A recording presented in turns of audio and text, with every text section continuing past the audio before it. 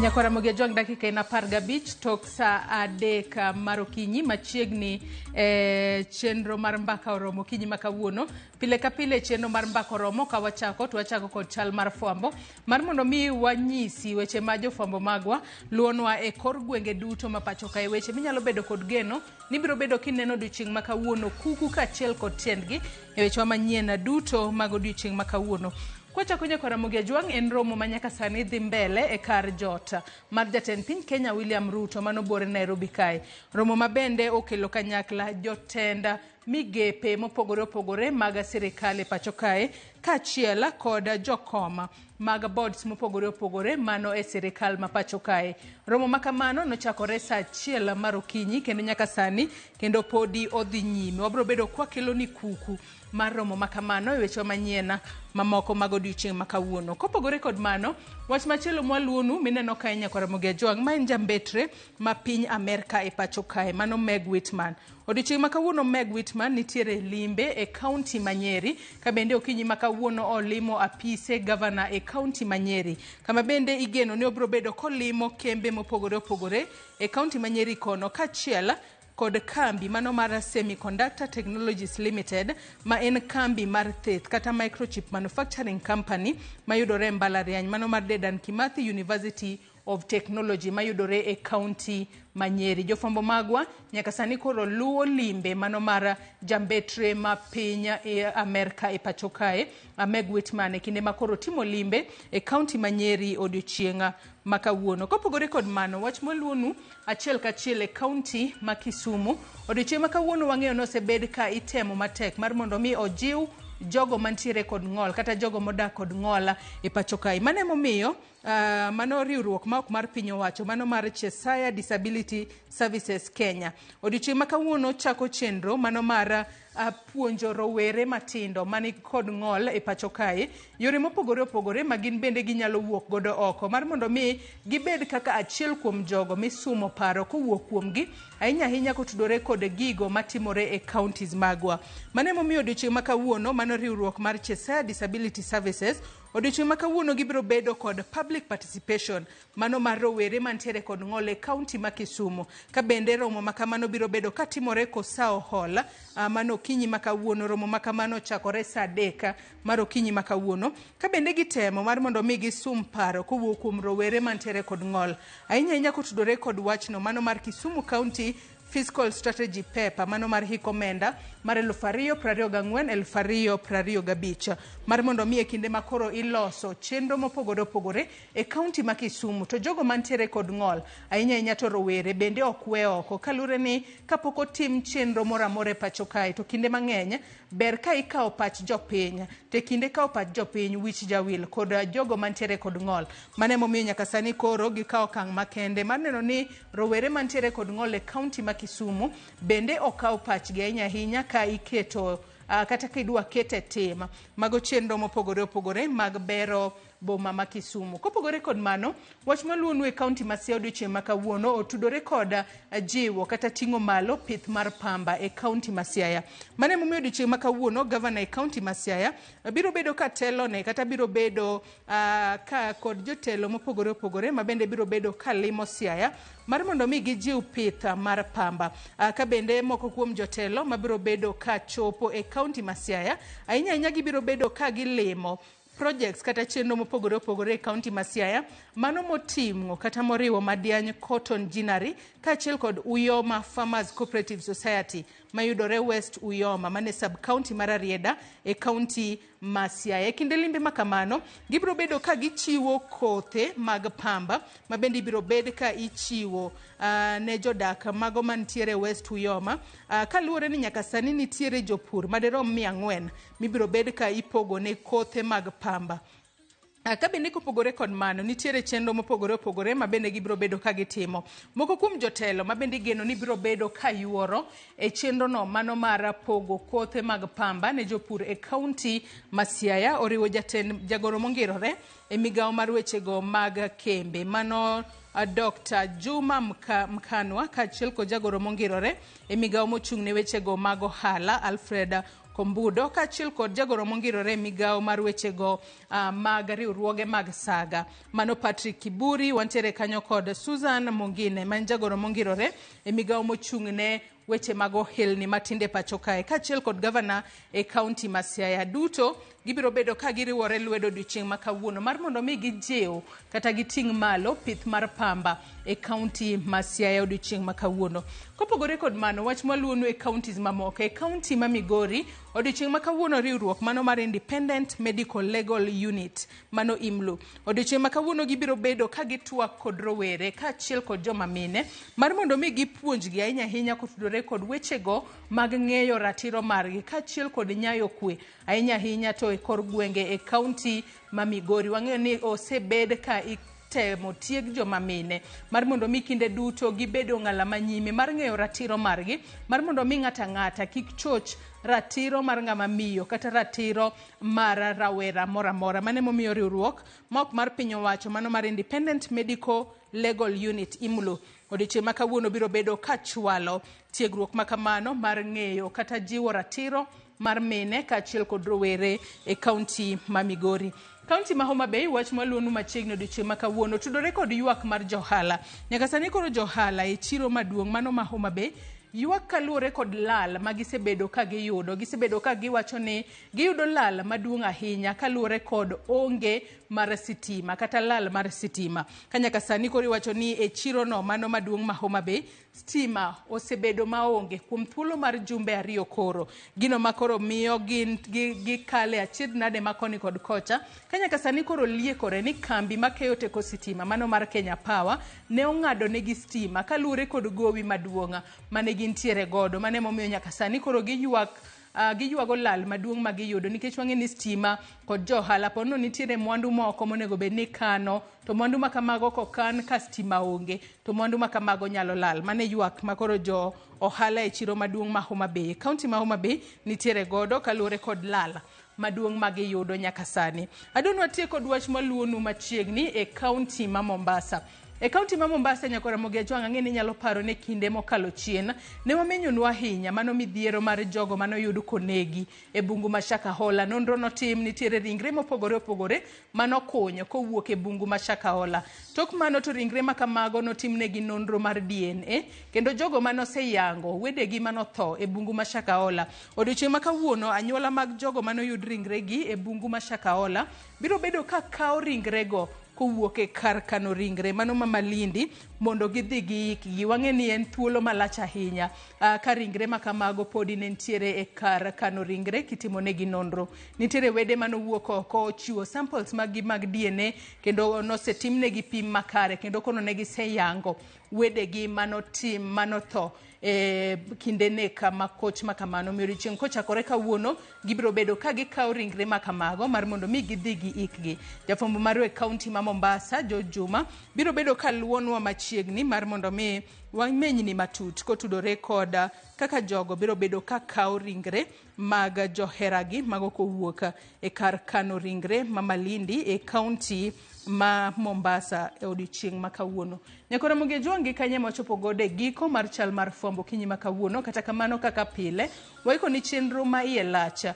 Bang' mae akaw mana yueyo madundo tok yueyo to Sharon Ong'aw biro bedo ka kelo ni twak e chenro mar mbako romo. Twak magoyo kawuono nyako Ramogi jwang otudore kod ritruok e apaya. Ere kaka wanyalo ritore e apaya mar mondo mi watiek masiche mag apaya mosebed kineno e kinde mokalo chien. Gisebedo mang'eny ahinya. Thoth ji osewito ngimagi e masiche mag apaya. Nyithi skul, joma moko, wede nyaka sani koro nitiere kod pek e chunygi kaluwore kod johera magiwito e apaya. Sa osechopo mar mondo mi oket chike mager manyalo konyo e ritruok e apaya. Mambaka mabende wabiro bedo kwa chuolo ni nyake counties. Omiyo med mana kete RamogiTV bang' yueyo tibiro bedo kiyudo mbaka makamano. Kik idhi mabor.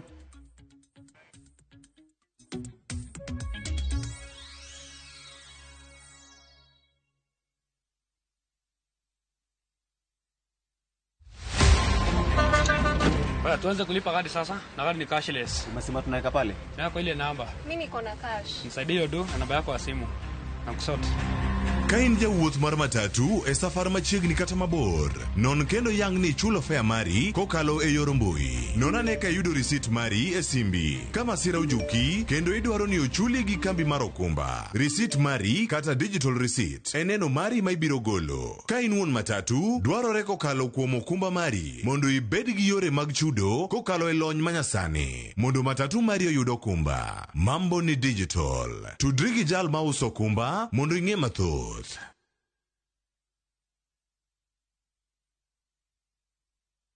Sasa kwa thao moja tu unaweza pata third party cover for your private motor vehicle valid for 30 days. Say goodbye to expensive motor vehicle insurance. Pata bima kutoka Direct Line Assurance. Kujisajili bonyeza *487#. Weka namba plate ya gari yako, ID namba yako, email address yako na ulipe thao moja tu. And your digital cover will be sent to you instantly. Collect your sticker at your nearest Total service station. Dial *487# upate third party motor insurance valid for 30 days. Pap, ni thao tu.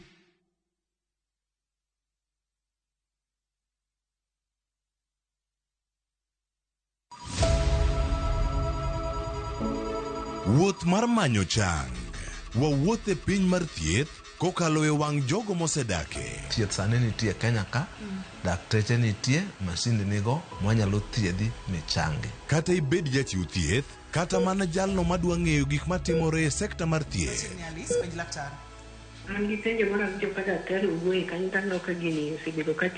Wakolo pat jolony ka wayudo sigana tok kode marochere. Waweuru keto reputation mbele ne ngima mar ng'ato. Ng'eyo matut e weche mag thieth chako gi goyo mbaka. Advice jowani ne uru penj laktar mondo ing'e kuma inyalo konyorie kapok iyumba. Penj laktar. Wuok tich nyaka tich abich, saa 12 odhiambo. Mana e Ramogi TV.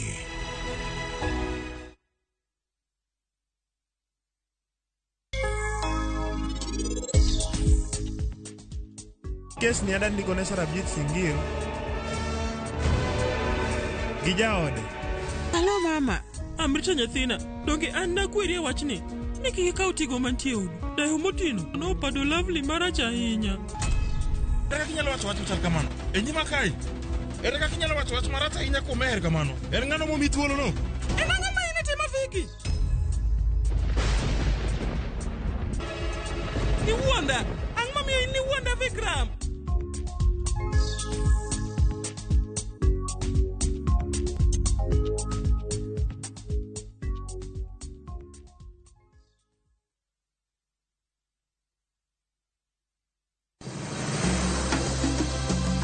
Nyakwa Ramogi, bende ing'eyo nonro mar gweng'u? Jakawine mano chako ya mulo. Kisumo en kama ne ji biro dwere. Kiati dogo ni biro sumo. Kata mana kaka ne ochakore. Chakruok mar got Ramogi nowuok Uganda. Kaluwore kaka ne Ramogi owuotho. Tich ariyo ka tich ariyo, Millicent Adhiambo. Machiegni e chendo mar ng'e gwenge wakatielo makawuono. Wakelo ni nonro mar gwenge yo Koloni kendo mi lere nyinge. Chakruok kachiel kod humb gwenge mopogore. Kisumu nowuok kuom nying mar Kisuma. Ei manyaka kaendi, umbe landore kod ang'owa. We wawinj anena. Saa 3 otieno, mana e Ramogi TV.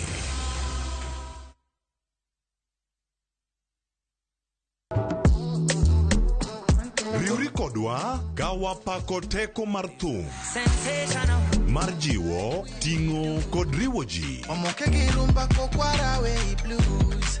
Pado manyien en kama ichope mondo ing'e thumbe manyien pachoka. Mamiyo ji thuolo mar winjo duol kod weche mopogore. Kik thumbe gi kod ngolo ma ogo mamit bai. Before the camera catch me for 4K. We mondo thum owuo kodi. Pado manyien wuok tich nyaka ngeso saa 5 okinyi e Ramogi TV. Oh no.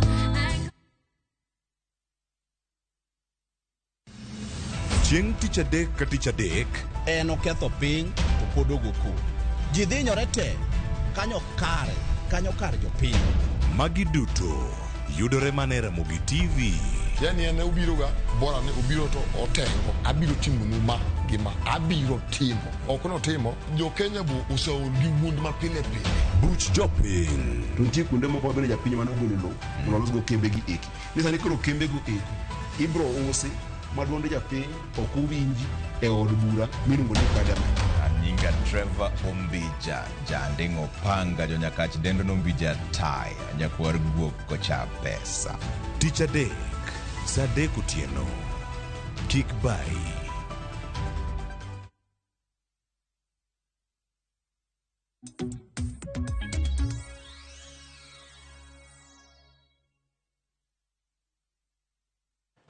Nyakorom jongo kiny makawuone chenro mar mbaka oromo daro ranga naka konyalo tieko masiche mago maga apaya mabende osebedo kanene kind thuolo machiegni ka nonro mano mar NTSA bende giyango ni chakre chieng' tarik 1 mano mar dwe mokwongo mar higani nyaka chieng' tarik 20 mar dwe mar adek mar higani ji maromo 1,026 oselalo ngimagi Nyakorom Gajwang'.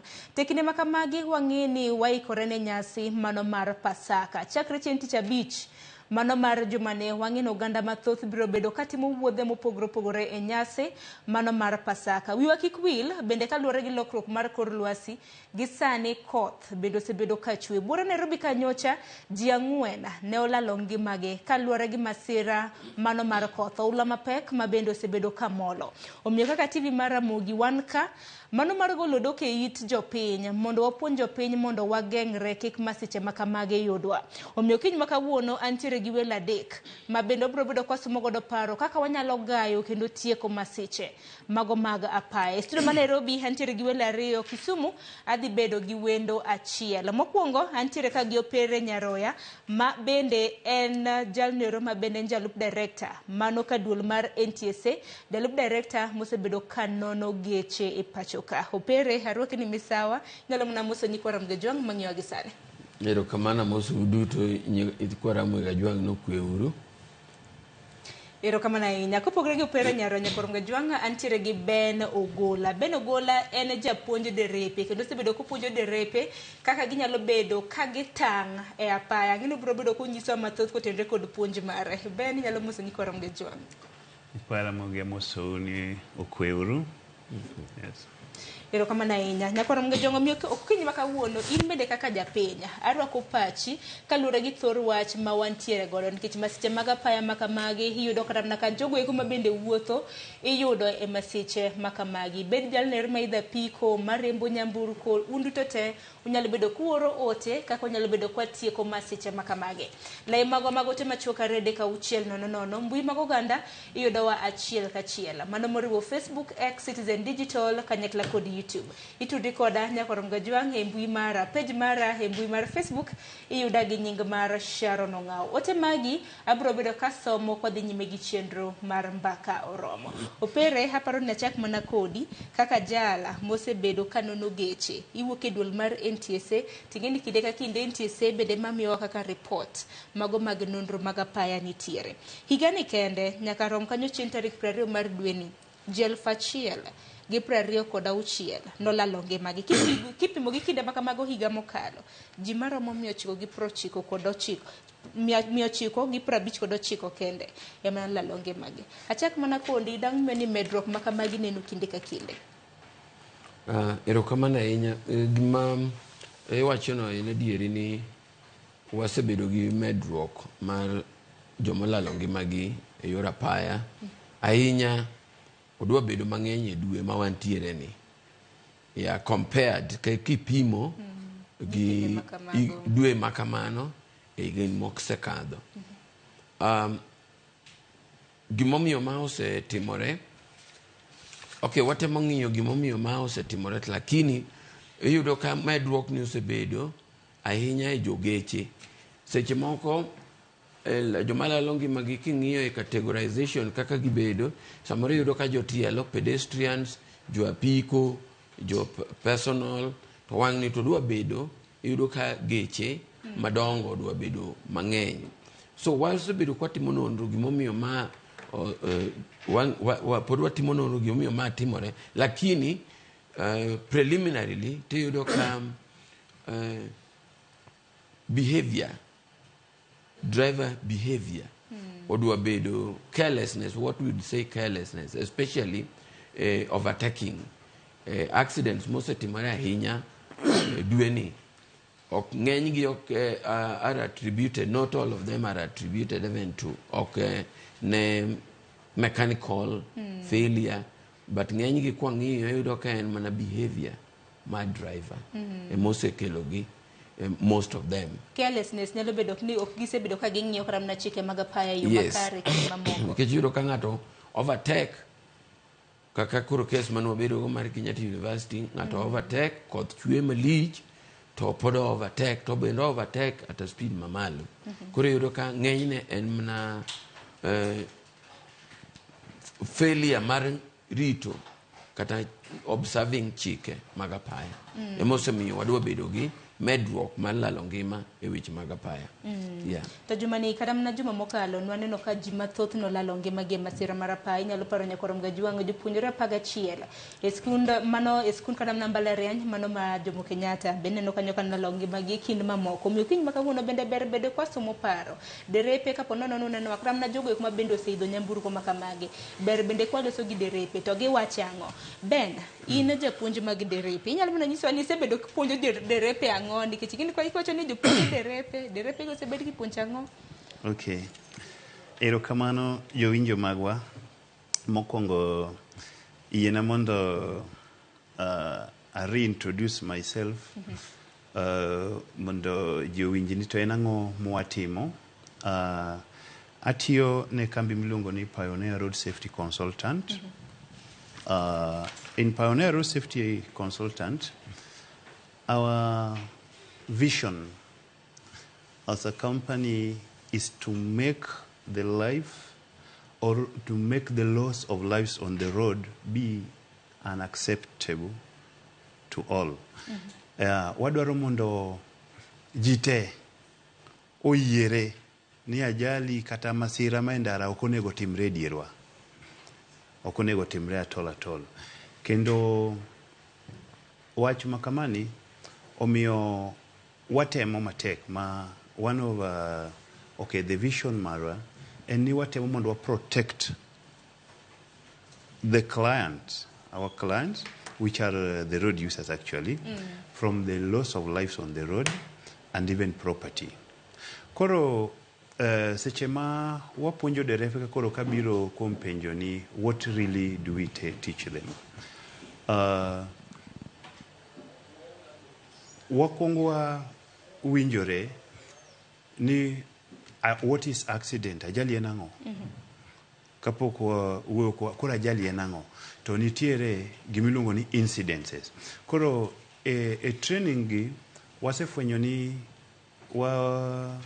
misuse the term accident. Nikech gimosebedo ka timore, for example, masira manyocho timore recently, it was made to happen because someone made it to happen. So that one basically, we call it an incident. Yeah, it could be avoided. So up to that extent, it is incident. So it is exaggerative to call it an accident. Ilunge ni incident. Nikech someone ought to have done something for it not to happen. But someone choose to look the other side. Koro, most of the time gimo puonjo derepe mokwongo en understanding ni kwamba the incident manego ji e yorgi inyalo gengi. To how? Number one, wayudo ni the bigger percentage mag masira matimore ndara is as a result of behavior. Koro in our training, what define ne jowa what is behavior? Because eseche mopuonjore weche mag riembo, understand kendo winjore ni my behavior en gima timo. What I do. Koro the behavior form the bigger chunk. Emomiyo as a Pioneer Road Safety, what do we do to curb this? We train people on the behavior change. Tupuonjo gi kanye, dibedo puonjo gi driving schools, kosi puonjo gi kanye, nikech mano bende no kiango makare. Yes, I'm coming. Pioneer Road Safety Consultant is an international company right now. We do training in our institutions. We have several institutions where we do our trainings to bende wangi wadhi nyaka premises of our clients, be it the Sacco, Matatu Sacco area. We go to their premises, the transporters, we attend them at their premises. Those who have at least have gotten who want to change, who really want to change. We are a consultant. Consultant. Silungu mar mondo mu tiegi. Kobe driving school, so bed karamna skunde, mabende chiwo puonj mopogore opogore. Yes, yes. Aya wabro bedo kwa donje matot kotendre kod mano. Kata kamano hadar mar mondo mi adhi county ma Kisumu, wantiere kod wendo wa mano mar adek, mano mong'ere kaka Charles Obuya, mabende en jakom weg matatu e county ma Kisumu. Charles, kinyal mana winja, amosi ni misawa county ma Kisumu chio nade? Misawa inya. Wachio maber, Kisumu chio maber, erokamano. Erokamano inya Charles. In kaka jakom weg matatu e county ma Kisumu, kiny ma kawuono waloso kotende kod kaka inyalo tiek masiche mago mag apaya. Kiwinjo kaka welo mantiere godo buore Nairobi ka gisebedo ka giloso, giwacho ni masiche mag apaya ikelo kod carelessness, kata mana koso rito okenge mago arita makare mago mag apaya. Ken kaka jakom ma weg matatu e county ma Kisumu, inyalo wacho ni masiche mag apaya ma kamago osebedo ka medore nikech ang'o? Erokamano. Mokwongo atimo mos hapana join late.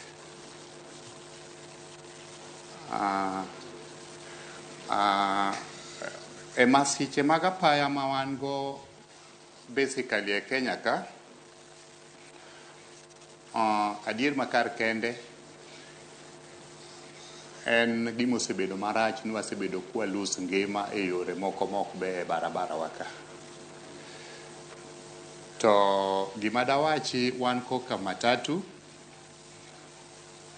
aparo ni we are the people man gi most qualified drivers, nekech mondo derepa odonje barabara nitie gik magikale mang'eny. Aparo ni mondo driver oyud license mar riembo matatu nyaka obed gi experience mar over years e barabara, over 5 years. Again, nitie classes ma nyaka obedgo, mamano kata ma japuonj mar jo driving school no ong'eyo. Chon en ga class A, to sani ne giduogo gi classify gi mopogore ma wan gi D1, D2 and D3. Mondo iyud this qualification, nyaka ibed ni isebet e barabara over 5 years, and kapok ne yudo those classes nyaka idog e class kendo mapuonji eka gi endorse your driving license mondo yud the classes go, mondo yud barupe mag riembo matatu. E ndara kae, adier makar kende ma wan go sani, population marwa odhi malo compared gi kaka ne dechiri nobedo designed. Omiyo mano be akwayo dhe sirkal mondo ne ni to kaka population odhi malo ni, ere kaka ditem yaro nderni wagi mondo accommodate mtokni momedore and the road users be momedore, like wan gi jo pikipiki mane onge chon, wan gi tuk-tuk, koro mago duto kanyalo bedo accommodated mondo wabed gi discipline e barabara, be nyalo konyowa e duoko masichewa. Gima kendo samoro be changi a gigi,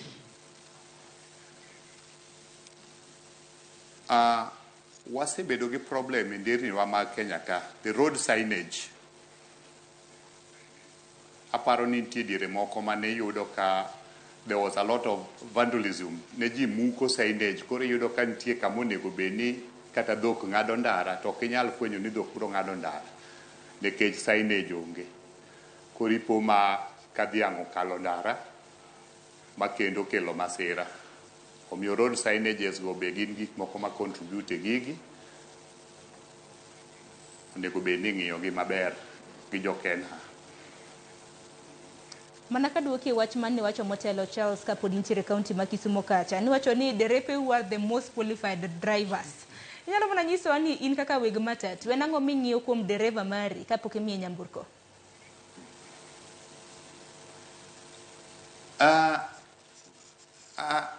Mondo driver obed ni nyalo riembo matatu, number one kaka nawache nyaka bed ni en gi the classes madwarore. Kaeto koseyudo those classes koka kendo apply ne for the badge. Ma badge ni jok machiwe gin jo NTSA. Nyaka gi confirm ma giyud ni to driver no o meet all the qualifications mar bedo dereva mar matatu. Ero kama na ing'e ni matut kotenre kod qualifications kata mana rang'iny madwarore ne weg matatu kanyakla kod derepe ang'e ni biro bedo kinyiso wa bene. Kata kamano opere kaka jalni ero ma bende nitiere NTSA. In bende nyiswa ni mtokni usebedo kata mana kung'iang'o nikech NTSA kacha in jalup director mosebedo kanono geche. To NTSA bende nitiere seyo mabedo sebedi kiseu godo ni nono geche ok usebedo kunono e yo makare. Ero kamano ogwang' iseyo to gweno be iseyo. Ichayo. Ang'eyo ni nyadi mathoth osese NTSA ni maninde tich. To mano ok en adieri. A vehicle inspection, ajali katimore, nitiere a lot of factors, gik maluongo ni causal factors, mamiyo masira nyalo timore yo. To mana kaka gola no wacho, kata sani UN ochange definition, gima ji wacho ni accident, mang'eny koro watu moko warifani road crash, not road accident. Nikech kiwacho accident, mano gima oyombowa ma ok wanyal. Mano gima dhano ok nyal geng'o. Mano oyombowa. Isetimo mari, to king'iyo gik matimore e yore wagi, to moko ok nyal wacho ni gin accidents. Moko gina gima inyalo geng'. Lakini king'iyo causal factors mamiyo ajali timore, gin a chain of things. Samoro ne en gari kawuondre kata ni ne en gi mechanical problem, okelo gimachielo, ochako okelo gimachielo. Koro yudo ka nitie a lot of factors, momiyo wang'iyoga, mokwongo wang'iyo gimiluongo ni roadworthiness of a vehicle. Chal mar gari. Kaeto wan gi gima waluongo bende ni the status of the road. Road mar wang'ayo, apaya chalo nade. Wachako wang'iyo gik machalo kaka weather, chal mar wang'ayo, mane mwang'iye gik machalo design, gigima Kisumo wacho, gik machalo signages, machalo signs, kantiere bump, road furnitures, mago be wang'iyo. Kaeto bende kore kwachako wabiro on the driver himself. Koro awuok kuom gimipenjo ma en the status of the vehicle. Mama no tija is to contribute. Kaluwore gi dwaro mar UN, one gi 5 factors mwang'iyo on road safety. Achiel kuomgi, which I contribute to, is safer vehicles. In the safer vehicles, what do we do to ensure ni mondo gari manie wang'ayo is safer? One, wang'iyo gari ni mondo mi wang'e ni gari, kokele gari e inspection, nitiere gik manyaka wang'i. E gari nigi components mang'eny, lakini we look at, first of all, wabiro ng'iyo gik machalo the braking system mar gari. Chal nade. Wabiro ng'iyo, wan gi checklist ming'iyo kuom gari. Makokel gari, an inspector will start. Obiro kongo ng'iyo ni gari ni lighting ne chal nade. Mago nyaka wang'i nikech lighting ka emoting'o gik machalo directional indicators, braking lights, all those parking lights, all that. Nikech ko fail to ng'ato dwa dhi go kona, ibiro neno chandruok ka nitie kama no onge. Wachako wang'iyo gik machalo braking systems, kanye mwabiro ng'iyo gik machalo nyaka tires, be in gi tire man gi grip, koso tire mo worn out.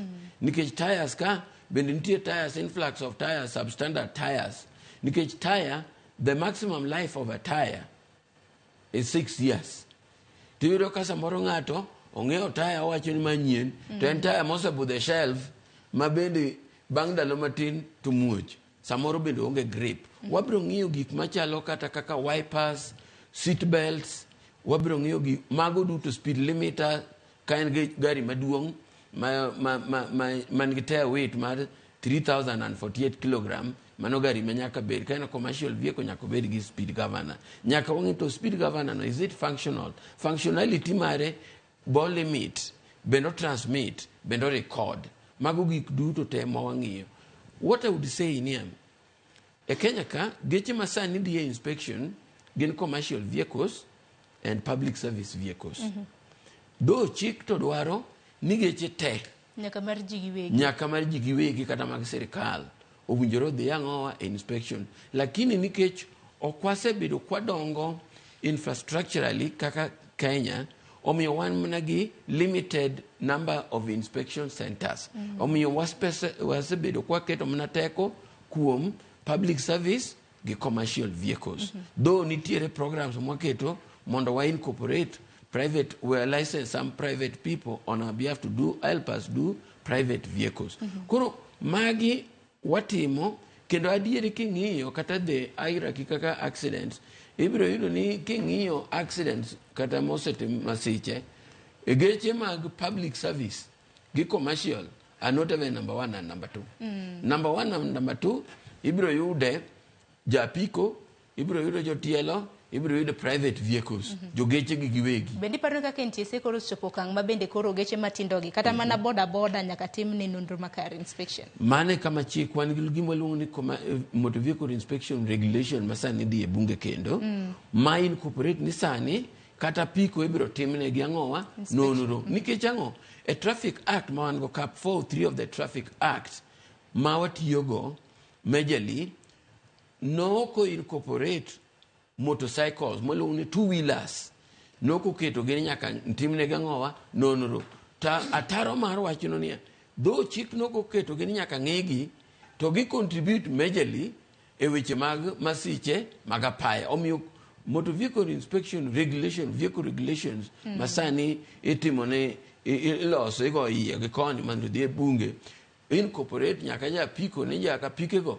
bende ibiro ng'i kaka gichalo ka bende gin kare mar bede wang'ayo to pere nonro makamago jatimo bang' thuolo maromo nada awach ni kawuono kutimo kata ne dwe ni wantiere dwe mar adek ponono ni unono geche mago kaka iwacho mago ma ariyo mano PSV kanyakla gi madongo go inspection ne bende giduogi after how long? Yeah, the law requires, the traffic act requires nitimo ne gimilo annual inspection and bang' ega koro kotimni dwe mar adek kawuono tarik motimeni obiro bedo valid nyaka higa manyien the same date to kata kamano mano the law require ni timo ne gimilo ni annual inspection to ok mano kende e nonro ma watimo ka wadhi kata wang'ayo to wayudo ni gari ni condition ne okwane kaber ahinya wabiro demand timo ne gimilo ni compliance inspection kagari yudo accident kata yudo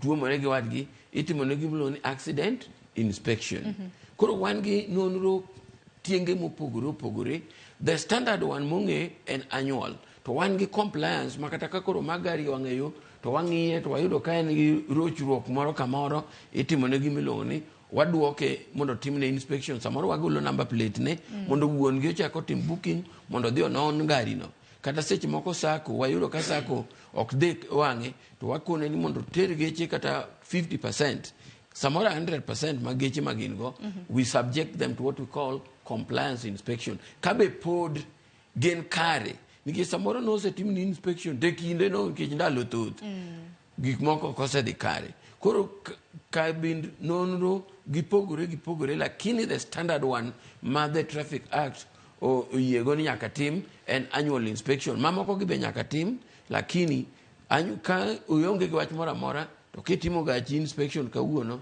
the next time you are required to do it is next year the same time. Aya kapok adhier ben ang'eni bende inyalo bedo ni utimo nonro kata ground to samoro wacho nang'o nikech samoro en wuodhe mutimo gin mag wuodhe maboyo to PSV mating'o jowuoth buore Nairobi ka town service aparo ni en kibarua mane bed nong'iyo nikech godhiambo kama ntiere mtokni mating'o jowuoth madhiar iwacho ni road and worth ok nego bed ni gibedo kata mana iyudo ka en moro ma scrap oting'o oganda aparo ni en ginero ma bende bed nunono kata kamano kapok idwa kaka otenre kod mano ben iwinjo kata mana kaka ywak bende nitiere kotenre kod puonj mano mag derepe geno mara ni jo apiko bende kuon kech mano pod en dereva donge okay awinjo wachno maber chandruok nitiere maduong' ahinya nikech nawinjo ka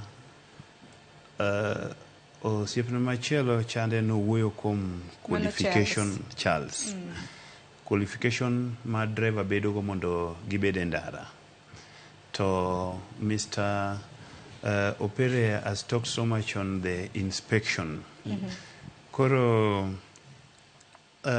nitiere gap nikech kuom puonjruok mar derepe nitiere weche adek mowinjo otimre kato ng'ato dhi e ndara.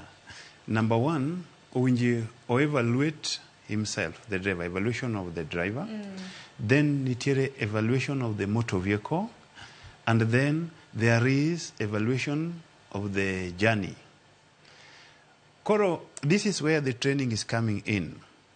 Nikech king'iyo the normal institution ma puonjo ji driver kawuono kidhi e driving school to iyudo license kawuono I can assure you not even a single person around here will risk and give you a car to go and drive. But you know you are qualified and you have your license. Yeah. Na unaambiwa uandike L. Koro manyiso ni riembo e apaya ka, basically the bigger part of it, it's a continuous learning that you learn through. Koro mae momiyo wakelo this training. King'iyo, we amiye wach moro kamatin. King'iyo last year, a report mar the NTSA, giwacho ni joma wuotho gi tiegi notho e ndara ji 1,591. Mano mana joma wuotho gi no giriembi. Tingeni they are dead. To ng'amonego gi either jaboda boda mar riembo kata ng'ama ne riembo gari. King'iyo the same giwacho ni joboda boda mar riembo go last year negi tho ji 1,255. Mago mana motho e ndara joma ne riembo gi. To king'iyo joma ne giting'o otho ji 393. The same. Koro nyiso ni kato bedo ni gin gi qualification, gin gi license, to nitiere gima pod wa miss. To nikech wawacho ni en incident, koro kae ma koro training camp, koro wan idwaro ni opuonj driver kuom the following thing. Number one, owinjo bed ni wabedo gi training kaka nachako wacho kuom kako nega behave kan e ndara. What culture and character man monega bed go koro nikech ng'amonego bed e ndara and should be a professional driver. Yes, nikech in your profession you are doing it perfectly well. Opera is professional in his own field, but the drivers on the road, everyone want to go there. Everyone is driving there. They have no profession of being there. They only have a license.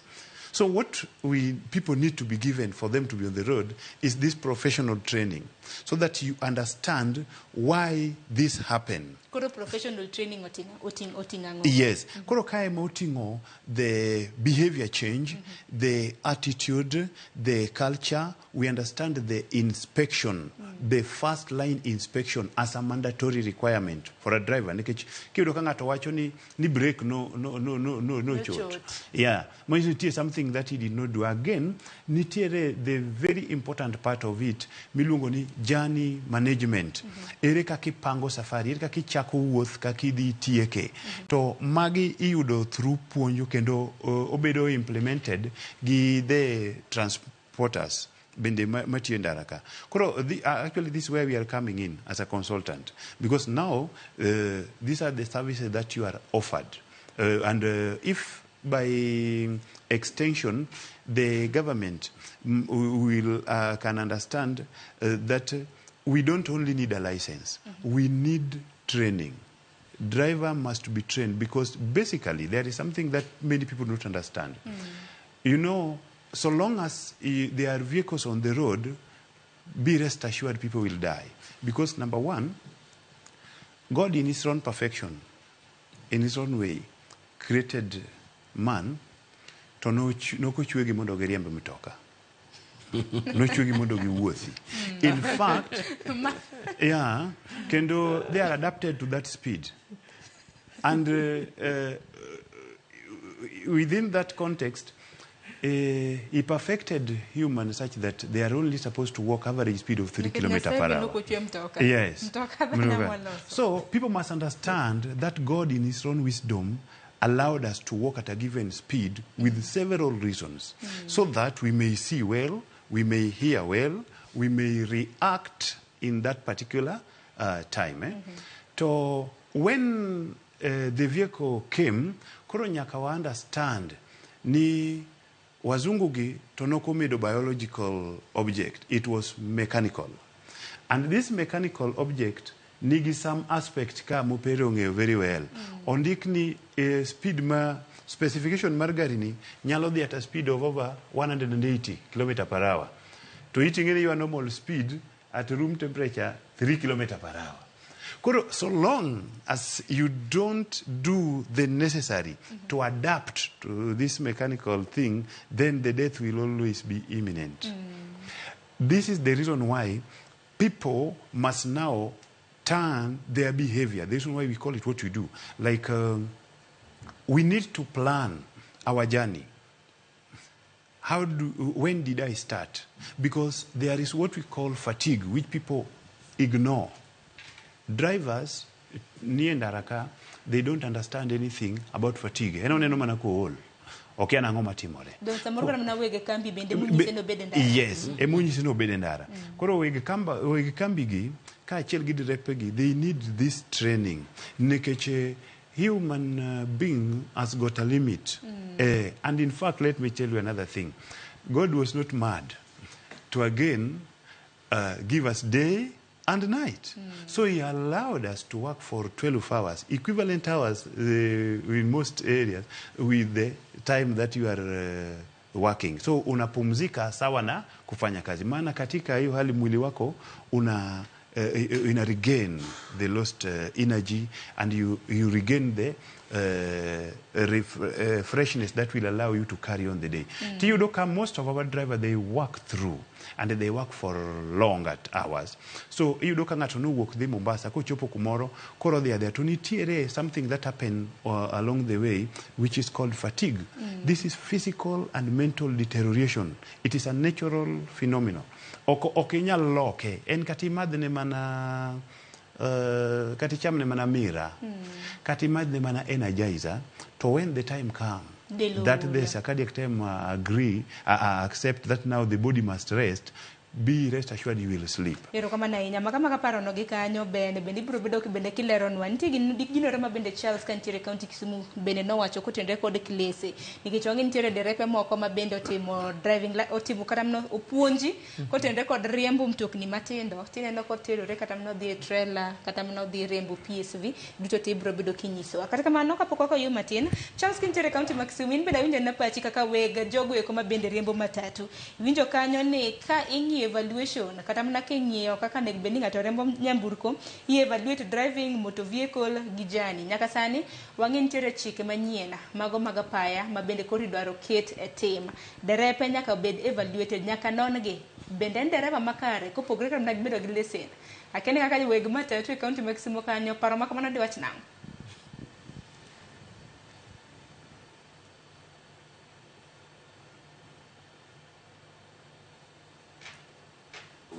Moko matiyo gi barabara. Matatu waka aparo ni kunyalo paro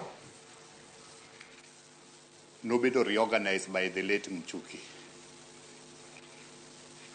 Michuki kane reorganize matatu no decide mondo los ma formations like SACCOs and companies ma were mandated and licensed to operate matatu. At the same time, Michuki nokelonwa gimoro ni speed governor. Ma to some extent nodwa konyowa kendo osekonyowa ahinya e tijwa mar matatu no.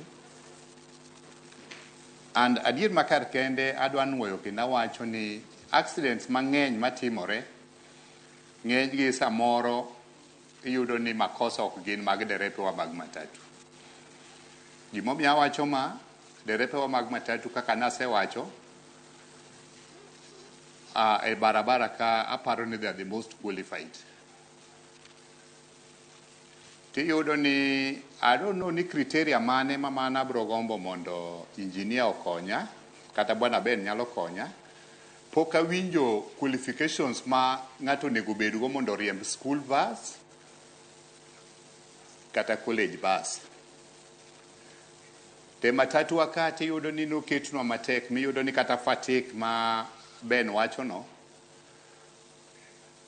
Geche wa madhi long distance like the buses ma samoro wuok from Kisumu to Mombasa. Iyudo ni nigi derepe ariyo manyalo konyoi in terms of fatigue kapo ni moro ol to moro nyalo kawo. Mamano I doubt kapo ni timre college buses gi kata school buses gi. Madam, yiena mondo awach ni makosa mosebete ok wasebedo kwa concentrate ahinya e wach training mag derepe wagi. Adier makar kende and this engineer bro confirm ni licenses ma wan go most of them expire within 1 year. Mo nyalo dhi for a longer period samoro layo dhi kata for 3 years. Ok dwa kete mikakati moko ni sama license mar ng'ato expire modhi renew the license. Onego bed ni duoke for retraining mondo cheki nikech in the process ka samoro ng'ato nyoyudo tuo sukari wang'e koro ok nen maber. To pod being ni en qualified and gi experience cha ok ibi ng'eyo kaka wuon matatu ni samoro ng'ato osebedo gi problems moko matindo tindo. Wanyalo organize retraining in the sense that sama ng'ato dhi renew the driving license titimo ne check up malong'o ing'iye ni to visibility mare chal nade, en gi problem moro matin machal nade. Mamano kwayo mwaseketo mwagombo ni kapo ni sirkal nyalo adopt bende nyalo konyowa e wach accidents. Mar ariyo, gima gombo ni mondo aketnu iwinjo ka Ben mention ni accidents mosetimre kata from the beginning of the year, percentage mang'eny gin mag pedestrians, jok mawuotho e kendo barabara. Wanyalo bede gi programs moko ma samoro bi puonje mana wananchi the meaning kata mar zebra crossing with these other signages mag barabara. Apani mano bende bro konyowa mondo reduce the road accidents ma wan. Erokamano ahinya Chao. Gima osehinyowa ma bende wanyaka wa accept adier makar kende jowa ma samoro bedo mandated mar konyowa e barabara ka samoro nitie moko maninde tich. Gik mane samoro engineer wacho ni safer vehicles. Apani wan gi the team miluongo ni the enforcement team. Monego bed ni ng'iyo ni to mtoka ni be en safe to en wath mondo bede barabara. Wan kodgi waromo kodgi pile. To kalure kaka uchumi betek samoro ka ng'ato yie ni mosi tibolo negi mibolo ne tidhi yudo giri moro moko ng'iyo ngima jok piting'o go to bende life continues.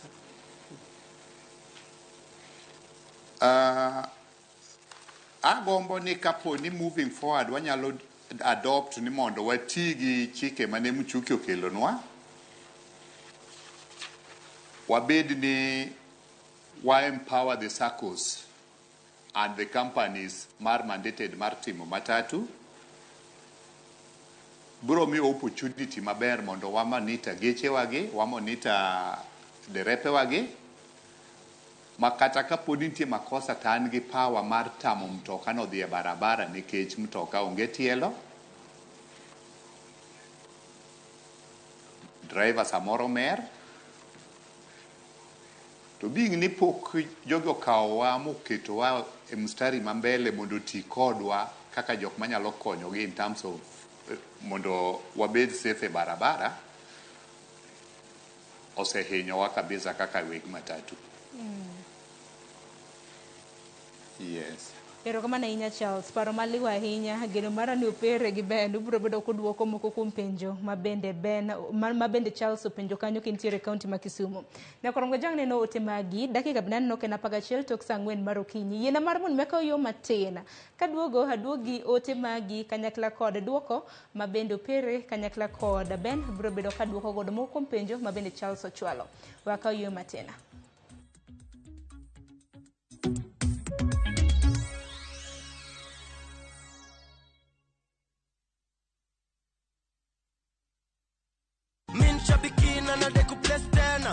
Mimi naitwa Anthony Keremi Jacob.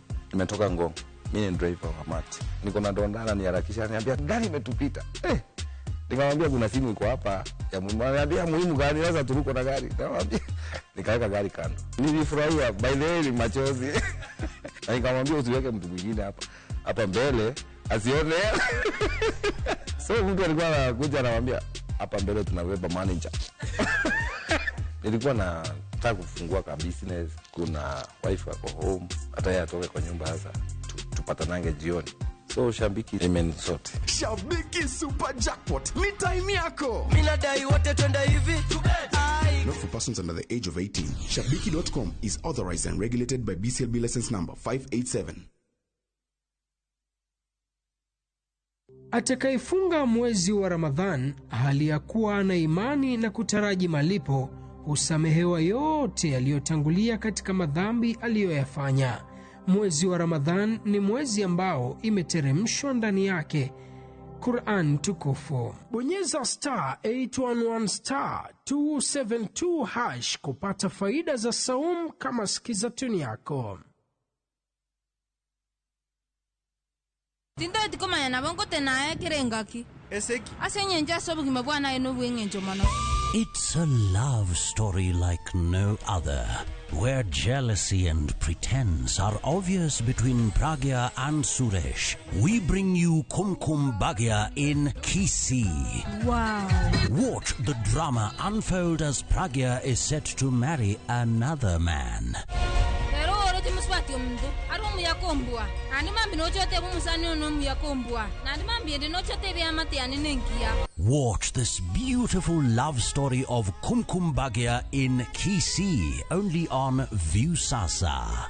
Dial *487*1 hash or visit viusasa.com to renew your subscription. Wanchimbwa maiso ko mio yetamanya ini.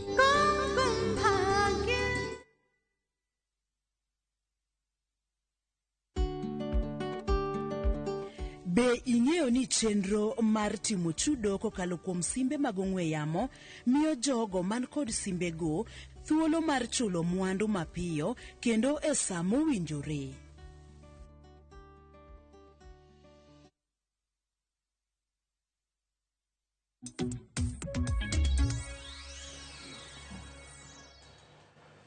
Ne korongo jona singona di bedo kaka yo matina sedoge okang mar ariyo wadhi nyime gi chenro mano mar mbaka orome kinde thuolo mano mar dakika 45 modongo do nyakoromge jwang wadwaro mar mondo mi walose kaka wanyalo gengo to loso ok en mana studio kende loso bende ogo mbaka gi jopiny e kor gwenge ma wantiere omiyo kiny makawuono ntiere ka gi Millicent Adhiambo entiere gwenge mago mag Nyakache county ma Kisumu. Millicent kinyalo mna winja amose ni misawa jopiny wachango kalore gi thor wachwa ere kaka wanyalo kedo gi masiche mag apaya.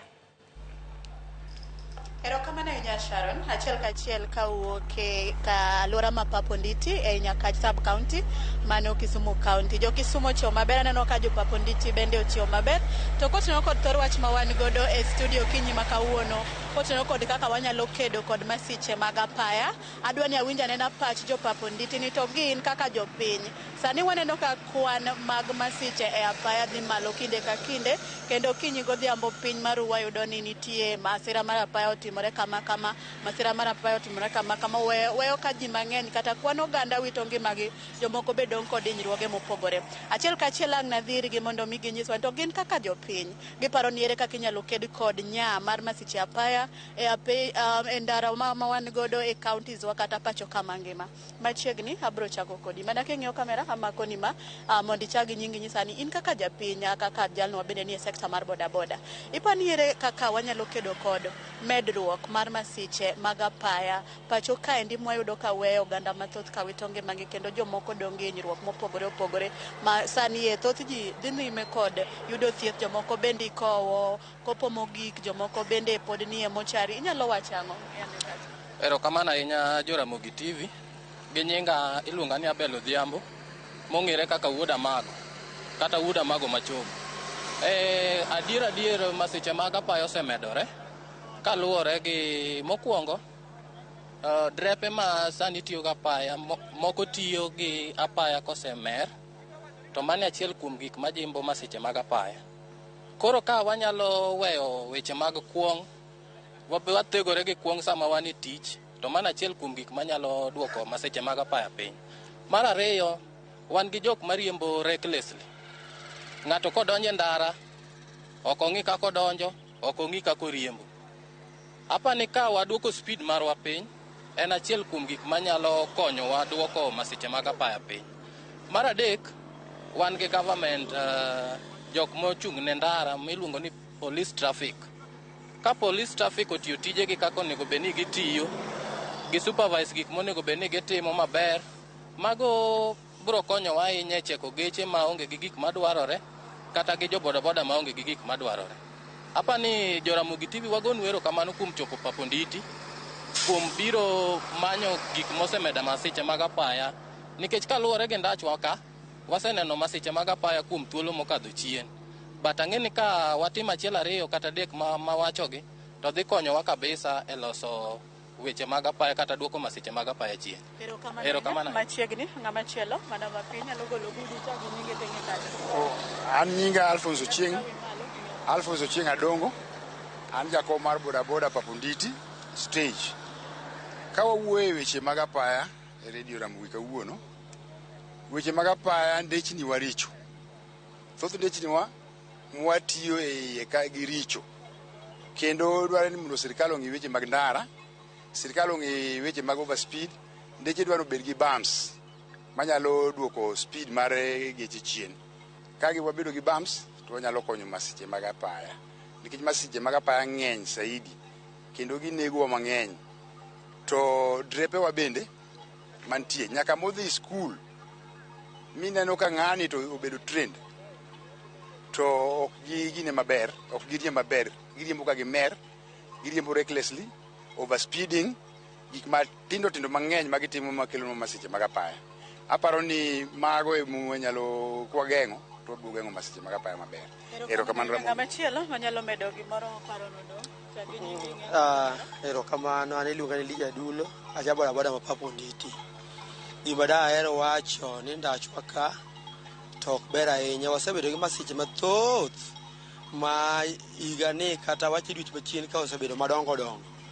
To mokwongo alaumu traffics, nikech to traffic wagi kado bedo ni iyudo ni mitoko ogangre mapek gi ji, to kosebol nigi gimoro to be gikakare gidhi adhiya. Ok ging'i ni to mitokani ting'o ji machalo nade.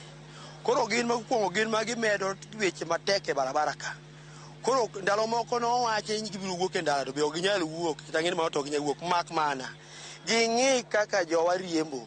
Namba mar ariyo manyalo medo, nitiere weg mabiro ka nyithindwa moko tiyo ka modonjo apiko masani ok ong'eyo kaka barabara chalo, ok ong'i left, ok ong'i right, en kaka owuok no todolo koda dichiel todhi.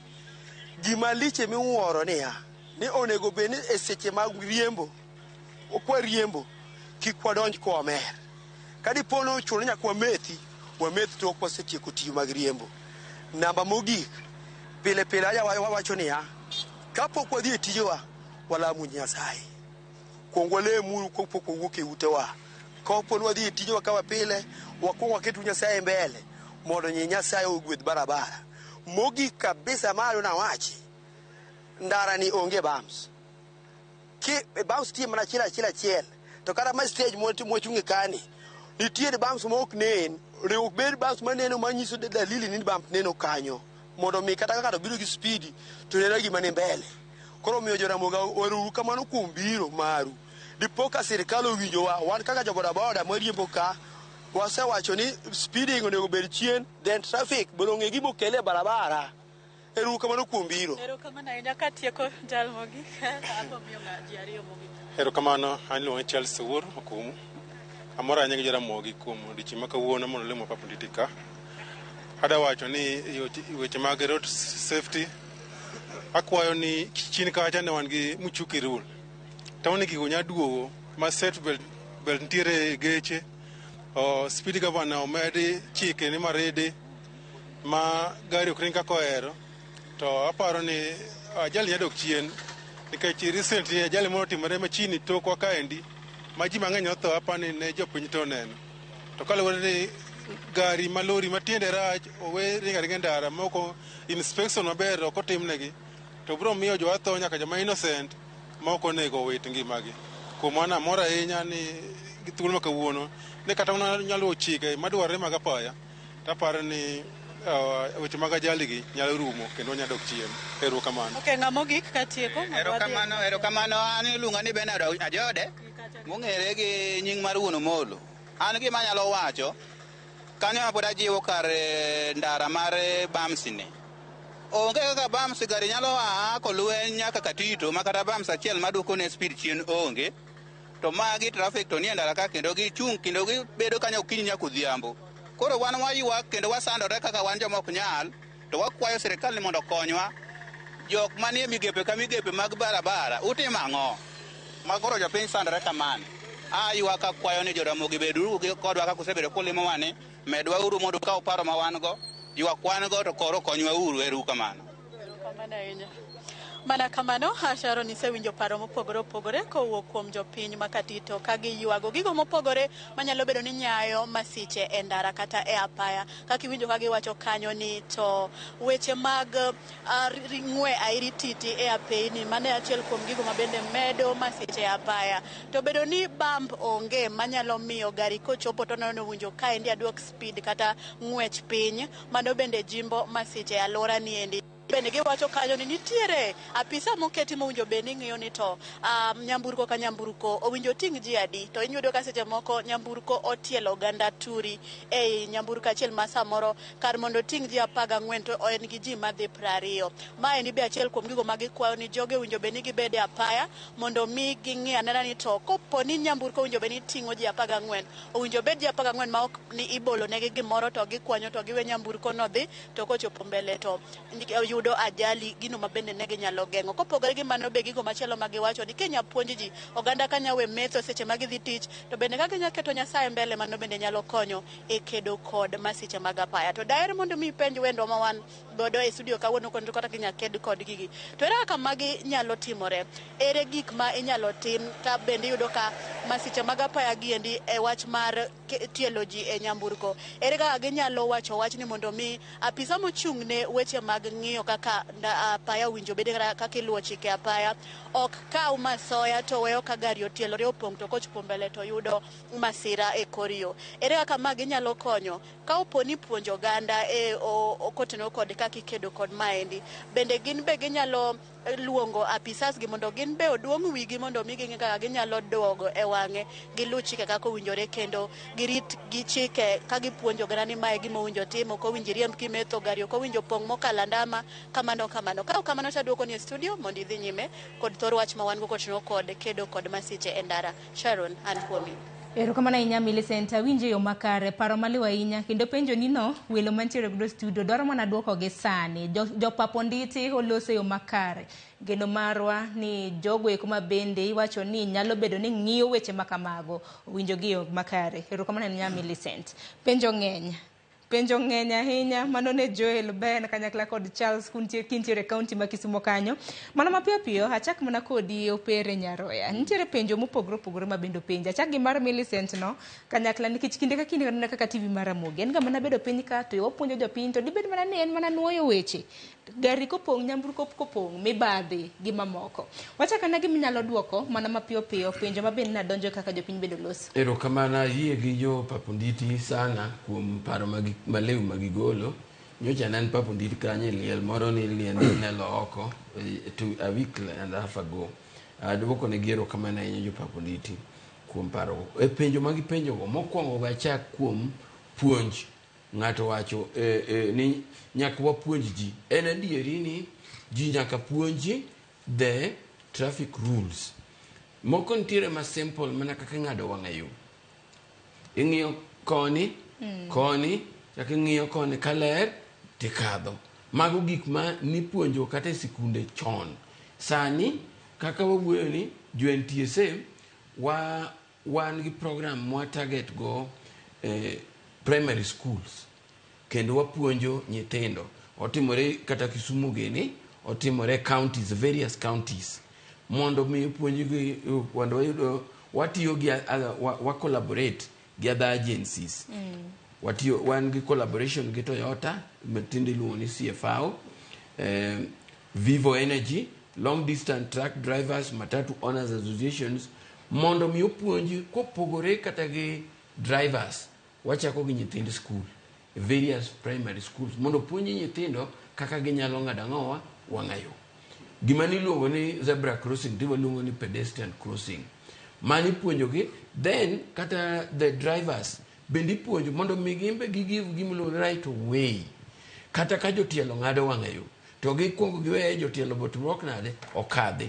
To jotielo mabe ng'ado wang'ayo gimbe ka ging'ado wang'ayo, to ging'ado wang'ayo ka ging'e ni ging'ado wang'ayo. Ok ni koro ging'anja en mana ng'anjo ng'ade mana mos ane pedestrian crossing. Ane pedestrian crossing ing'anjo. Ng'eni ing'ado wang'ayo, be mindful. Mondo mi samoro ng'acha dwani en green light green emo nyise odwani mondo otimruok nade okadhi. Mano training and mano watimo, kendo mano we work collaboratively with other government agencies. Ng'ato wacho ni ja Kisumo elo ni ng'acha Obuya no wacho ni mondo mi ka license new expire samidhi renew mondo mi NTSA gini otimie gimiluongo ni test. En adieri ni ga mokadho ne wakelo gini ma drivers were going for retest mag PSV PSVs. Adieri ne nitiere ywagruok kod muodo lak magini nokete ang'owa no chako matin. Manen kaluwore gi omenda koso? Ji ne oneno ni naseng'e riembo mano jogi dwa mana ni mondo cham ang'owa pesa. But Traffic Act dwaro ni ka ng'ato dhi timo renewal kata my license to winjoro timne retest. Nikech adieri visibility mar wang' samoro osedok piny. Retest ni kata medical camp. Wan gimlo ni retest kaito medical camp bende mago gik manyaka tim. Samoro mondo ong'i wang'i mondo be prescribed for you ni kiyo mane mowinjore koro timruok nade itigo. Kata kidhi kawo license the first time owinjore check wang'i gini mondo check ni in biny wang'i ni kare kosi dwaro kiyo to kiyo aina mane mowinjore tim. To tuoche bende ong'iyoga? According to the law dwarore ni icheki itimo ni gimiluongo ni medical check up. Ni samoro in gi diabetes, samoro in gi eyesight problem, in short sighted, in long sighted, mago winjoro tim. Adieri mana yiego ni mago gik mowinjoro tim. Adieri sani watiyo kanyakla gi gimiluongo ni jok miluongo Equity Afya, Lions Eye Hospital, AAR, mago mwatiyogo sani collaboratively offering medical camps. Seche moko timo nono wa organize kaka jo Kisumo kaka matatu owners, they can organize themselves to giluongo wa will come together with these other agencies. We offer free medical camp to the drivers in those circles mondo mi ongi kan ngama nigi wang eye problem otimre prescription mar kiyo mowinjore otigo. Penjo to ng'eny ang'e mos kuom ng'adi. Penjo machielo bende mabende Charles kantiere kaunti ma Kisumu na penjo en kotenore kod school buses gi college buses. Bende ung'iyo kata mana qualifications mag derepe ma kamagi? Good. Mano penjo ma kata nyocha ne ng'ato be chako penjo ma I even wrote a response to it. Mokwongo requirement wan gi standard miluongo ni KS 372 2019. Mano bus body building standard. Mano standard, it came to effect into effect in 2017. Ka accident no setimore Ntulele, mano nego ji nikech chon geche mokwongo ne gera mane onge standard mane govern. Ji ne gero geche kata gi construction steel. So from 2017, every bus migero Kenya ka igere kaluwore gi standard miluongo ni KS 372 2019 no chon 2014 to nobedo revised 2019. My must specify kind of steel mitiyo waluongo automotive steel. My standard ni must specify kata seat belts, priority seats gini. A standard no bende it requires ni school buses kagari gero ne school buses nyako bed gi gima waluongo an additional features ma obedo gi parallel rails along buti dirisa ka mondo mi nyithindo kik gol wige ng'owa oko. To en adieri bende ni dwaro mar drivers mariembo school buses and institutional buses. Kidhi ni in driver mariembo school bus or institutional bus, there are requirements which you must meet. Pero kama na yenya requirements makamagi biro bedo kinyiso wa inyisa ni Alia Beach bendo iseikore gi jopiny e kaunti ma Homa Bay ma bende dwaro chiwo twak ahinya nyaka luwore gi thoro wachwa. Beach kinyal na winja amosi ni misawa Homa Bay uchiwo nade to jopiny wacho nade kaluwore kod thoro wach mar tieko masiche mag apaya. Ang'o ma jopiny de gomba mar mondo mi piny owacho kata na NTC tim? Ero kamana nya Sharon mana ka wacho nendo wana chiel ka chiel county mo be kandi kenda bago twa kod anya to jogo ko mantire sector mar wuoth kamotingo jogo manie sector mar matatu ka chiel kod jorimba piko kwada go kod gimbaka twak mon gokinyi makawuono kwang'iyo waiche mag masiche mag apaya mosebero kamedore ya peni mopore pacho kandi kod gi paro magin go ewi kaka nyalo kony eduko chien masiche mag apaya mo oneno kosebero ka lal kod ngimo gane mathoth pacho kandi kod bende weyo oganda mathoth kod inyruok e pacho kandi ka sa Sharon abro chako kod achiel kuom jogo ko motelo e bus park ma Homa Bay kama kauno wantie mowadhigo mbele kotok makawuono moburo ngiso ndo gin jogo ko mantie sector mar wuoth ang'o gin mage paro ni medo masiche mag apaya pacho ka tango monego beni migepe upore mag sirikal ka achiel kod jogo ko mantie sector mar wuoth onego tim mar konyo dwoko piny wach masiche mag apaya mosebero ka medore pacho ka endi Sharon ibo chago gi nyingi tingiswa ni ine sector mane bus park Homa Bay ka endi waseneno ka jumbe mokalo ka endi weche masiche mag apaya osebero ka medore ahinya pacho ka endi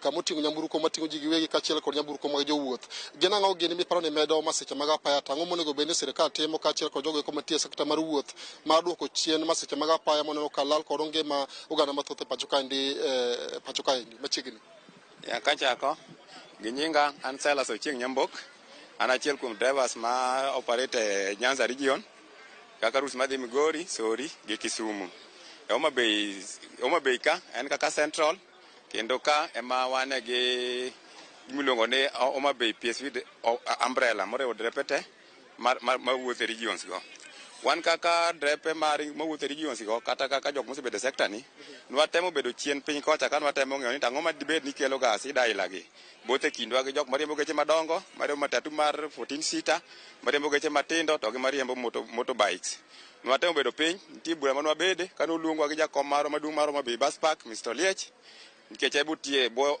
sector mar Red Cross notemo piwona ka nwatemo piwona ang'o ma dibed ni kelo gigi wan kaka jotelo mane department mar drivers conductors nwatemo ng'iye matut ka nwatemo ng'iye ang'o ma dibed ni miyo magi timore nikech nwadhi e driving school thoth wan gi lony kendo wan gik mowinjore madware korka weche mag barabara to nwabedo mwatemo ng'iyo ni gik manwatemo yudo kane samoro kelo ga problem majorly mokwongo an gi weche adek madongo manwatemo ng'iyo matut ahinya.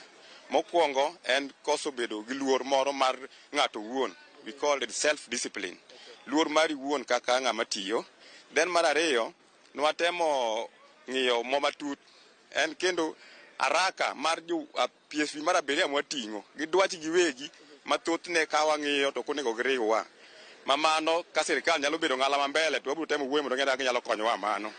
Mar adek nwatemo ng'iyo ni to jok ma samoro watiyo negi kata sirikal ma samoro ndikwa be wachulo osuru be gisebede kata ng'ala moro mambele mar ketowa kata katowa kaka semina moko kata the so called induction minyalo dhi puonjo moko ni magi be nyalo bedo mondo mi otem geng'o magi.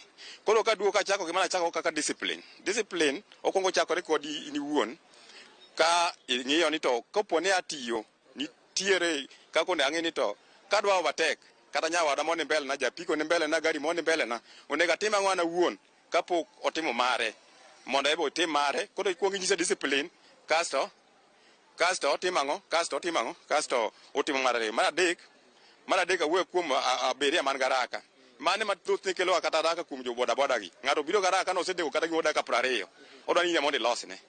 Mar adek en wach mar induction mawuoye mar keto ji kaka gima wacha kaka semina. Aneno ka sirikal kalo nyaka jopuonj tere semina ji daktari tere semina ang'a mondo sirikal jok machalo kaka drepegi be kawo be terie be dhi timnegi semina ilago mondo mi puonjruok matin bo bedie. An magi madanga wachi. Sharon we achaka winyane kuom jatend jo bodaboda county mo be kandi waseneno ka masiche medo e pacho kende to kaka kiweyo jomogo manie transport sector mar wuoth geche matingo jo wuoth be noneno ka masiche mag apiko bende thoro inyo ji kendo lal kod ngima oganda kaka in ngamo tel ne jo rimba apiko mantie county mo be kandi ginango gini monego beni keto e tim mar neno ni masiche mag apaya ma inyo ji pacho kandi odwok chien tango mineno ka e sector mari ango gini matimore marach mamiyo bende masiche mag apiko bende medore pacho kandi. Erokamano Ali Abicha an kendede jakom mar Ramogi County Boda Boda Association. Gima kelo weche mag masiche mokwongo en discipline. Luor ka onge barabara to ji kao chike lwetgi asto gitimo gik moko dhi kare mano kelo makosa. Mar ariyo nitiere jowa mariemba apiko komer. Jowago mariemba apiko komer overtake samoko nego overtake. Aparo ni ma kelo ajali namba 2 molo gimoro amora. Mar adek en mana luor madoke kawacho ni luor nyaka jowa luor barabara ok ochuno ni nyaka overtake be ok ochuno ni nyaka overspeed. Ki overspeed tikelo problem. Ma osekelonwa problem kendo jowa mag apiko geche tuomo nikech gari paro ni dhi overtake samoro be ok overtake. Ka gari overtake imbe overtake kode. Aparo ni mae makelonwa problem kendo jowa geche tuomo mang'eny. Jakom kapok awiya dhi atieko gi ng'ama chielo kaka gik miwacho giki en ang'o monego bed ni sirikal timo mar duoko piny gik mikwano miwacho ni medo masiche mag apaya e pacho kaendi. Wakwayo sirikal nikech wan gi base commanders e sub counties 8. Wadwaro ni gibed gi jowa gi seminars kendo ginyiso gi weche mag barabara. Traffic rules jowa mang'eny ok ong'eyo. Nyaka gibed kendo gipuonjgi andan kaka jakom asewuoyo gi jotelo mag sub counties base commanders and adwaro ni jowa obed gi seminars matindo kendo ipuonjogi kaka weche mag barabara idwa nolu chike mag barabara. Erokamano jakom, mano ne jakom jo rimba apiko e county mo be kandi kendede ka imbo golo pache kalo ko twak ma wan godo. Sharon kapok awe mondo dok idhi nyime ko twak e studio an ka kod achiel kum jogo ko mantie bus park mo be kandi bucho gi nyingi ni pache nango kalo ko twak ma dhi go nyime RamogiTV kawuono kwang'iyo masiche mag apaya mo medore pacho kandi kod gigo monego bende sirikal timo kod jo sectors mamoko mar konyo duoko piny wach masiche mag apaya masani ko lal kod onge gimogana mathoth e pacho kandi. An Samuel Odoyo and the Secretary of Transport, Oma Bay Bus Park. Wachma wantiere godo ka maduong' kabisa okwa yiene ng'ata mosemer mondo mi odonje steering kata obedi magari maji nitie kata ma ng'ato onge iye okwa yiene mondo ng'ata odonje steering sa komer kata mana last week nyocha ka driver moro nchom madho kong'o momer no wakaw gari mu agocho ne wuon gari mobiro omo gache kende. Koro mar ariyo nakwayo abiria koseneno ka gari oseting'o joma dwarore iye to we bedo garaka mar donje iye omany gari machielo monyalo idho nikech samotimo kamano endo orito ngimane gi ngima nyithinde. Mar adek wadwa ni jo traffic mondo mi okonywa wan kaka transport sector wabro keto capacity madwarore gari. To samoro along the highway, gari dhi kwenyo. Sambu kwenyo noendo odhi tingo excess. Nwakwa jo traffic mantiere opara mondo miyo gikonywa ni gari moro amora motingo excess mondo miyo tere court to avoid accident mar ji mang'eny ji endi. Nikech gari kuwinjore ting' ji 13 to dhi oting'o ji 20, oganda mang'eny tho sama nokowinjore githoe. Jakom adwa an kodi gipenjo achiel, wacho ni udwa mondo jo traffic obila mang'iyo weche mag apaya okonyu, to un kaka jogo manie sekta mar matatu ondiki ni matatu mag Nissan giting'o ji 14. Ang'o machuno nyaka ting' mana ji 20 kata ji 10 gi wiye molo ji 14 mondo obed ni ting'o, to ang'o machuno ni nyaka mana obila makonyu ka un gi wegi tune moyie mondo matatu moting'o ji 14 oting' dhano mokalo tong'? Yes, wan e bus park kaendi ok wanyal pango, ok nyal ket dhano moingo capacity ma gari winjore ting'. Wan wabiro gole gi capacity kaka Nissan wabiro gole gi ji 13. Ok wabi wuotho gi gari ni nyaka kumodhiye.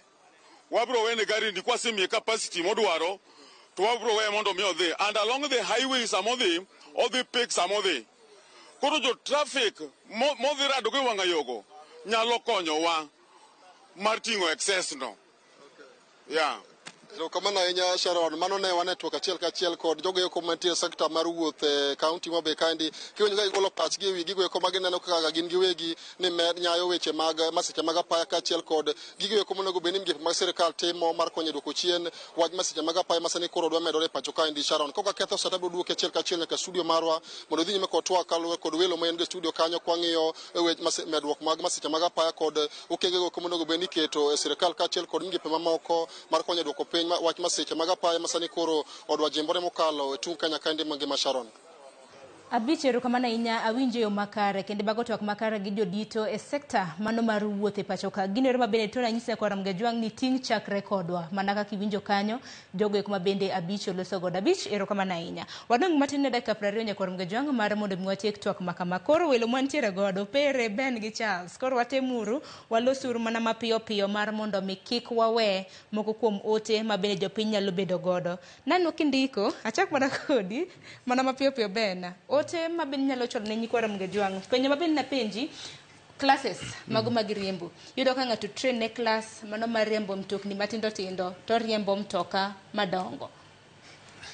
Okay, basically nitiere category mag classes moseketi kendo I think in the wisdom of the NTSA they have implemented a policy now that when you want to drive a specific vehicle, you train for that vehicle. But the process is very, very good. It's only that people ignore it. Winjo bed ni kichako riembo tichako class matin kagari ichako class magiketo category classes B. Koro B category mano nyiso ni ichako mana riembo gi saloon. Haijalishi ni idwa riembo gari aina mane in future tichako gi ma. Koro the process mantiere en ni kadwaro mondo within this class achak riembo PSV koro achak riembo matatu or something, I should go for endorsement. Winjo bed ni dhi kende class timi tiegruok monde kichako mi class machielo. Kitieko gat class mar PSV iluongo ni D, ini gi D1 mano 14 seater. Idi D2 mano from 14 and above to around 32. Then from 32 the class D mago bases. Koro nitiere that system is there. Kendo kakori dwa riembo trailer kori chaki dhie e tiegruok machielo miluongo ni class mar CE. Nyalo penjo ni nango meni mano chuno mar mondo mi ng'ato tim kamano kaka riembo geche makama. Ochuno nikech nitiere pogruok kuom bedo ni nariembo gacha matin. Ana wuon kating'o mana familia na kata kating'o kendo kikendo koro adwa riembo commercial vehicle moting'o gunia moting'o gima kama tero kama nikech these vehicles with the sizes they are different application that you must understand. For example, yo manyalo mako godo brake kuom gari matin, the time I need, the space I need is not the same gi canter which is a 10-wheeler, is not the same and is not even equivalent. Kariembo gacha wuon matin chande, opogore ka kora ariembo gari moting'o mafuta. Opogore nikech the way the load is behaving is different. Ma bende opogore ka kora riembo abiria, makoro lives of people. Koro nitiere discipline in each class that people need to understand maji onego winji. Koro mano what is in place, and because initially people were just taking several classes at once. So you could only drive because you have got class BCE. Some had several classes up to around 6 classes, and he has never even driven any. So that's what must be addressed in that class. So to go faster on the issue itself, apparently people must understand again ni eyo okwan mana gi jo abiria, jo marimba abiria kende, the PSV. Nitiere jo marimba mana gechegi, nitiere commercial drivers. But there are factors that cut across, like kawariembo mtokani na wuyo mokongo kuom speed. Wawinjore ni katiriek midhi school to speed is a #1 killer, and it will kill you. Because kiriembo gari to nyaki nge the effect of speed in your life. It denies you ability to see. Speed denies you the space that you have. And the speed denies you that time that you need to react. Because kane wawuoyo mokwongo na kononi kaka dano, you need time to do this thing. We don't have instant reaction time. So whatever the case, gimanyako kongwa yere koda ni mondo wageng tho dirwa, speed cannot be part of us. Gari kondik ni up to 180 km/h. That is the specification for that particular machine, not for the driver who is driving. Yes, exactly.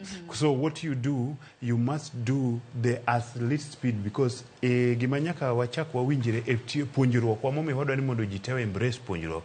En ni nyaka wang'eni in every journey it does not matter when you will arrive or when did you reach, but what matter is how. Charles bende angeni nitiere koda weche mabendo nyalo bedo no somo nikech dakika bende ringo mapiyo. Charles, kesomo paro makamano upere no wacho ni they offer free medical camps. Akene kaka weg matatu e county ma Kisumu sebedo karamna ku organize ne jo seminars. Kopogre gi mano bende nyuande duogo mano mar apisas mag NTSA e apeini mopogore wach mano chunge higa mar 2018 chako duogo kendo kaka jo weg matatu pachu kotende gi mano bende ruake. Erokamano Sharon. Aparo ni engineer is aware of Gima Matatu Owners Association is doing now. Since we elected our new president, that is Bwana Albert Karakacha, Karakacha nyo come out with method moro mar konyowa duoko accidents wa mwasebetugo e barabara piny. The more national office new organize clinics on the road safety. Mamano gitimo nationwide. Gise wuotho de wa in Nairobi, negidi Meru, negidi Nyeri, nyoro nyogi Narok, kawuono gin Kisii,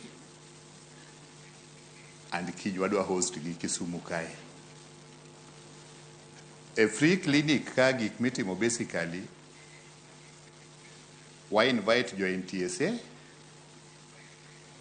man gi lony kuom mechanics wach matatu wach mtokni.